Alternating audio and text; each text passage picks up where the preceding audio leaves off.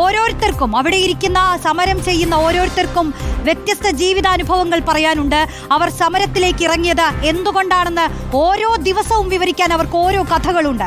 നമ്മോടൊപ്പം ഒരു CPI ഉദ്യോഗാർത്ഥി അതിഥിയായി ചേരുകയാണ്. അവരുടെ വാക്കുകളിലേക്കാണ് ഇനി നമ്മൾ പോകുന്നത്. ഹനീനയാണ് ചേരുന്നത്. ഹനീനയുടെ വാക്കുകൾ നമ്മൾ ഇതിനു മുൻപും കേട്ടു. നമ്മൾ വീണ്ടും ഈ വിഷയം എടുക്കുന്നത്, വീണ്ടും ഈ ഒരു ഉച്ചനേരം നമ്മൾ ഈ വിഷയം പ്രേക്ഷകരിലേക്ക് എത്തിക്കുന്നത് നിങ്ങളുടെ വിഷമം അറിയുന്നത് കൊണ്ട് തന്നെയാണ്. ഇതിൽ ഇനിയെങ്കിലും ഈ ഒരാഴ്ച അതിനു മുൻപെങ്കിലും കണ്ണു തുറക്കട്ടെ അധികാരികൾ എന്ന് കരുതിയാണ്. നമുക്കറിയാം, നിങ്ങൾ ശരീരം വേദനിച്ച് ശയനപ്രദക്ഷിണം നടത്തുന്നത് നമ്മൾ കണ്ടു.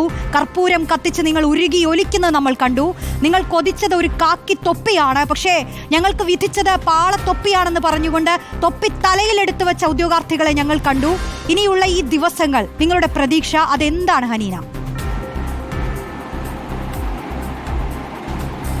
തീർച്ചയായിട്ടും ഓരോ ദിവസം പിന്നിടുമ്പോഴും ഞങ്ങൾ വളരെ നീറി പുകഞ്ഞുകൊണ്ടാണ് ഞങ്ങളവിടെ ഇരിക്കുന്നത്. കാരണം ഇപ്പോൾ വെയിൽ, മഴ, അങ്ങനെ ഓരോ കാലാവസ്ഥാ പരീക്ഷണങ്ങൾ മാറി മാറി വരുമ്പോഴും ഞങ്ങളിപ്പോഴും കിടക്കുന്നത് ആ ഫുട്പാത്തിലാണ്, ആ സെക്രട്ടറിയേറ്റിന് മുന്നിൽ. അധികാരികൾ കണ്ണ് തുറക്കട്ടെ എന്ന് വെച്ചിട്ട് തന്നെയാണ്. കാരണം ഇപ്പോഴും ഓരോരുത്തർ അവിടെ റോട്ടിൽ കൂടെ പോകണം, ഓരോരുത്തർ വന്ന് ചോദിക്കുന്നുണ്ട്, മക്കളെ നിങ്ങൾ എന്തിനീ മഴ കൊള്ളണേ, നിങ്ങൾക്ക് വീട്ടിൽ പോക്കൂടെ, ഈ ഗവൺമെൻറ് ജോലിയാണ് അവസാന വാക്കുന്നത്. ഞാൻ അങ്ങോട്ട് തിരിച്ച് ചോദിക്കുന്നുണ്ട്, ഞങ്ങളുടെ അവകാശമില്ലേ ഞങ്ങൾ ചോദിക്കുന്നുള്ളൂ. പരീക്ഷ എഴുതി എക്സാമും കഴിഞ്ഞ് ഫിസിക്കലും പാസ്സായി ഞങ്ങൾ ഇവിടെ ഈ ഒരു തെരുവോരത്ത് നിൽക്കുമ്പോൾ ഞങ്ങൾക്കത് അവകാശമില്ലേ എന്ന് പറയാൻ ആർക്കാണത് പറയാനായിട്ട് അവകാശം? ആർക്കും പറയാൻ പറ്റില്ല.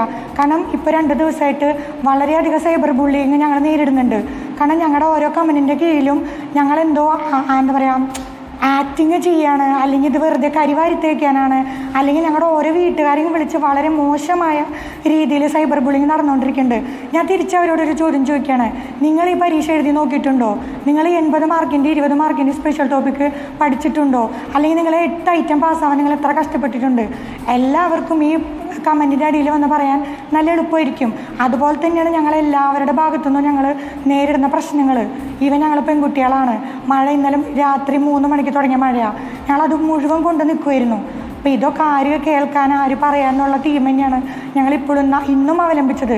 കാരണം 2 കാലുമ്മ നിന്ന് കുടുംബം പോറ്റേണ്ട അത്രയും ത്യാഗം സഹിച്ച് വന്ന കുട്ടികളാണ് ഞങ്ങൾ. അത് ഒരു കല്ലുമ്മ നിന്ന് ഒരവസ്ഥ ഞങ്ങൾക്ക് വന്നു. അതാണ് ഞങ്ങളുടെ ഇന്നത്തെ തീം. ഇന്നലെ ഞങ്ങൾ എന്താ ചെയ്തത്? ഭിക്ഷ എടുത്തു. എന്താ അതിൻ്റെ അർത്ഥം? പഠിച്ച് പരീക്ഷ എഴുതി ഒരു മാർക്ക് ലിസ്റ്റിൽ വന്നിട്ട് ഇപ്പോൾ ഭിക്ഷ എടുക്കേണ്ട അവസ്ഥ. ഞങ്ങളുടെ ലിസ്റ്റിന് ഇപ്പോൾ തീരും, 19-ാം തീയതി തീരും, ഓക്കെ. പക്ഷെ അത് കഴിഞ്ഞ് ഈ സർക്കാരിനെ വിശ്വസിച്ച് പരീക്ഷ എഴുതുന്ന കുട്ടികൾക്ക് എന്ത് ഉപദേശം അല്ലെങ്കിൽ എന്ത് പാടാണ് ഇതിൽ നിന്ന് സർക്കാർ ഇവർക്ക് കൊടുക്കുന്നത്? നിങ്ങൾ പരീക്ഷ എഴുതണ്ട, അല്ലെങ്കിൽ 5 റാങ്കിൻ്റെ ഉള്ളിൽ വന്നാൽ മതി, വെറുതെ പരീക്ഷ എഴുതാൻ നിൽക്കേണ്ട, ആ ഒരു സന്ദേശമാണോ ഇനിയിപ്പോൾ മുന്നോട്ട് കൊടുക്കാനുള്ളത്?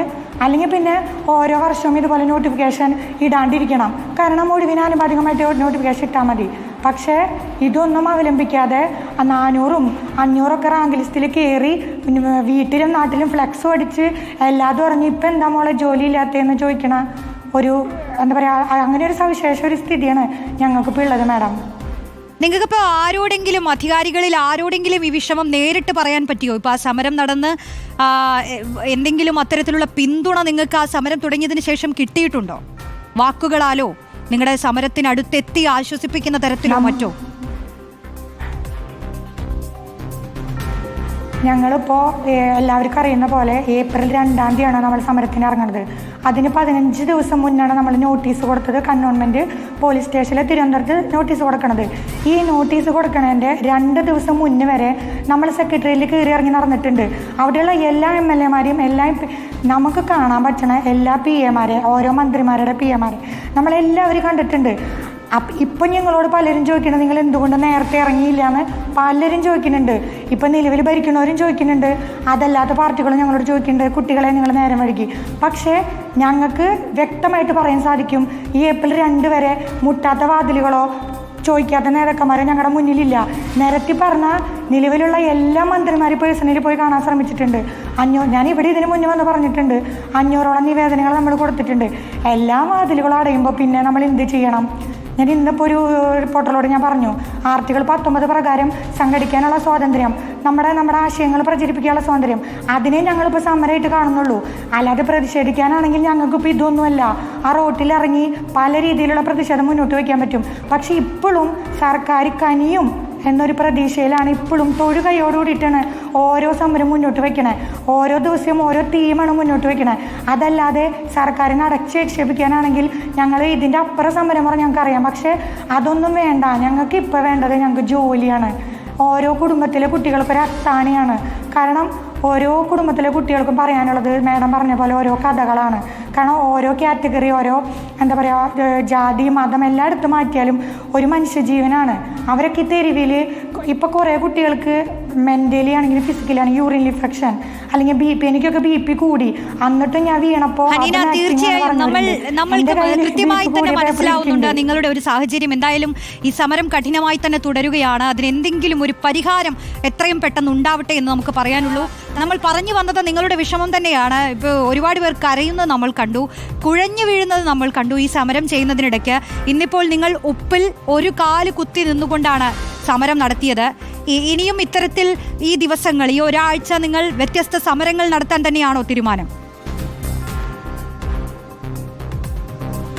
തീർച്ചയായിട്ടും മേഡം. കാരണം സമരം എന്നൊരു വാക്ക് ഞങ്ങളുടെ നിഘണ്ടുവിൽ പോലും ഉണ്ടായിരുന്നില്ല.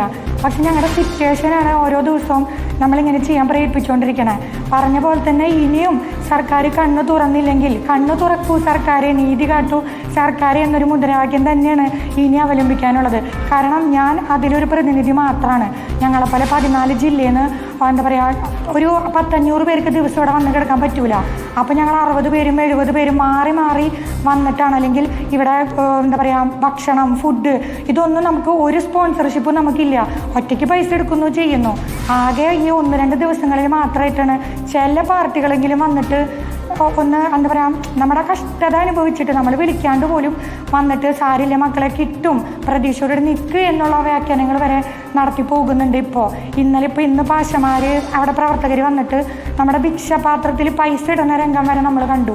കാരണം അവർക്ക് പോലും നമ്മുടെ വിഷമം കണ്ടു നിൽക്കാൻ പറ്റാത്തൊരവസ്ഥയാണ്. കാരണം അവർ പറയുന്നത്, നിങ്ങളുടെ പോലത്തെ മക്കൾ ഞങ്ങളുടെ വീട്ടിലുണ്ട്, നിങ്ങൾ പഠിച്ച് ഇതുപോലെ ഭിക്ഷത ഉണ്ടെന്ന് കാണുമ്പോൾ ഞങ്ങൾക്ക് സഹിക്കാൻ പറ്റുന്നില്ല എന്നാണ് അവിടെ വരുന്ന ഓരോ വ്യക്തിയും ഞങ്ങളുടെ അടുത്ത് പറയണത്. അപ്പോൾ അത് ഞങ്ങളുടെ വിജയം തന്നെയാണ്. കാരണം കേരളത്തിൽ അങ്ങോളം ഇങ്ങോളമുള്ള പാവപ്പെട്ട മനുഷ്യന്മാർ ഞങ്ങൾ ഈ പെൺകുട്ടികളുടെ കഷ്ടത കാണുന്നുണ്ട്. അവരൊരു തീരുമാനം എന്തായാലും ജനഹിതം പരിശോധിക്കുമ്പോൾ അവരൊന്ന് ചിന്തിക്കില്ലേ, ഇതുപോലെ ഓരോ വീട്ടിൽ ഇപ്പം ഞങ്ങൾ 500 പേര് ബാക്കിയുണ്ട്. ഞങ്ങൾ 500 പേര് ബാക്കിയുണ്ടെങ്കിലും 500 നിയമനം തരണം ഞങ്ങൾ ഇപ്പോഴും പറയണില്ല. കാരണം 570 വേക്കൻസി RTI വെച്ച് ഞങ്ങൾക്ക് കിട്ടിയിട്ടുണ്ട്. അതിന് മാന്യമായൊരു വേക്കൻസി തന്നാൽ ഒരിക്കലും ഞങ്ങൾ ഈ സമരത്തിന് മുതിരില്ല. ഞങ്ങൾക്ക് ആവശ്യമായ വേക്കൻസി ഒരു എന്താ പറയുക 350 വേക്കൻസികൾ അനുവദിച്ചാൽ തന്നെ ഞങ്ങളിപ്പോൾ ഈ സമരമുഖത്തിരിക്കണം കുറേ പേരെ ജീവിതം രക്ഷപ്പെടും. കാരണം ഇപ്പോഴും അതൊരു വലിയ തുകയായിട്ട് എല്ലാവരും കണ്ടുകൊണ്ടിരിക്കണേ. ഇപ്പോൾ ഇത്രയും തന്നില്ലേ, 292 തന്നില്ലേ, പോക്സ് 28 തന്നില്ലേ എന്നൊക്കെ ചോദിക്കുമ്പോൾ കഴിഞ്ഞ വർഷം ഇതേ നിമിഷം 815 ഒഴിവുകളാണ് റിപ്പോർട്ട് ചെയ്തിട്ടുള്ളത്. അങ്ങനെ വെച്ച് നോക്കുമ്പോൾ 400, 300, 500 റാങ്കുള്ള കുട്ടികൾ ഇവിടെ കയറിയിട്ടില്ല. പുറത്ത് പോകുമ്പോൾ എന്താ, അവൾ ജോലി കിട്ടി, റാങ്ക് ലിസ്റ്റ് കയറി, ഇവൾക്ക് എന്ത് കിട്ടി, വലിയ ആളായിട്ട് ഗവൺമെൻറ് ജോലി വാങ്ങാൻ പോയതല്ലേ, ഈ ചോദ്യം മാത്രം ബാക്കി. ഞങ്ങൾക്ക് കൂടുതൽ മാനസിക പ്രശ്നങ്ങൾ, ടെൻഷൻ വരുന്നത് ഈ ഒരു കമൻറ്റിലൂടെയോ അല്ലെങ്കിൽ ഞങ്ങളോട് ചോദ്യം ഉന്നയിക്കുന്ന രീതിയിലൂടെയാണ്. ഒരിക്കലും ഞങ്ങൾ കള്ളത്തരം കാണിച്ചിട്ടോ അഴിമതിയിലൂടെയോ പിൻവാതിൽ നിയമനമൊന്നുമല്ല ഞങ്ങൾ ചോദിക്കുന്നത്.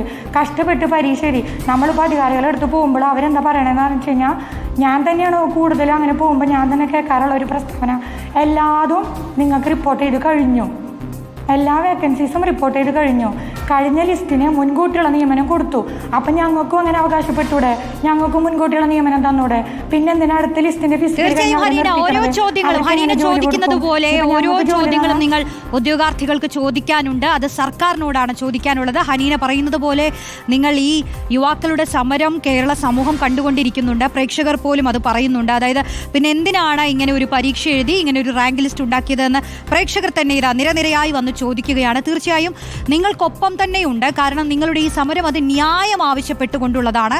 അതിന് ഒരാഴ്ച അതിനുള്ളിൽ എന്തെങ്കിലും പ്രതിവിധി ഉണ്ടാവട്ടെ, ഒരു പരിഹാരം ഉണ്ടാവട്ടെ, നമുക്ക് ആഗ്രഹിക്കാം. നിങ്ങൾ സമാധാനമായി തന്നെ ഇരിക്കൂ, അതാണ് നമുക്ക് ഈ ഘട്ടത്തിലും പറയാനുള്ളത്. ഹനീനയാണ് നമ്മളോട് അവരുടെ വിഷമങ്ങൾ പങ്കുവച്ചത്.